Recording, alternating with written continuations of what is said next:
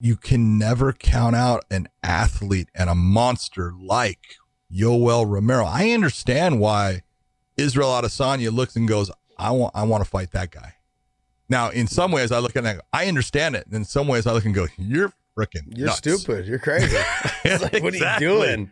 Yeah, well, but I mean, if you're the guy and you're the champ and you say, I want to say, dude, I fought everybody.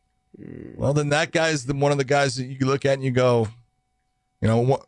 He's the guy that everyone looks at and goes, I don't think I want to fight him. You know, Michael Bisping, I loved as a fighter. I think he was fantastic. Mm-hmm. I thought he was so smart in staying away from Yoel Romero. Yeah. I go, that's why Bisping is a smart man. You know? Yeah, what's his name last night said it perfectly. I think his name is Anthony Smith. Yeah, he said it perfectly last night. Good guy. He said, Yoel is the guy you don't want to fight, but the guy you have to fight.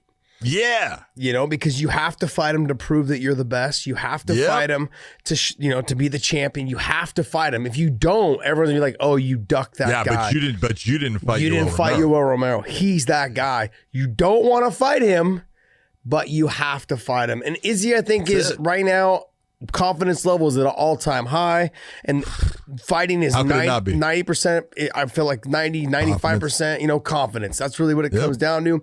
If you're winning and feeling good, like all your shit's working, you're in your stride, no better time to fight someone like Yoel Romero.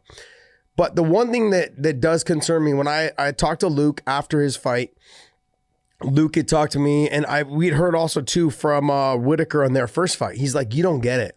When I kicked, Whitaker said it, Luke said the same exact thing. Lyoto Machida said it. Did he say the same thing? Every time I kick him, he's like, it was like kicking a fucking steel iron pole. He's all, it hurt me more than it hurt him. He's like, even if I kicked his thigh, even not without him checking, he's like, it hurt. It hurt everything about. He's like, I don't know what it was or what happened or what he does for his body, but it hurt. That scares me.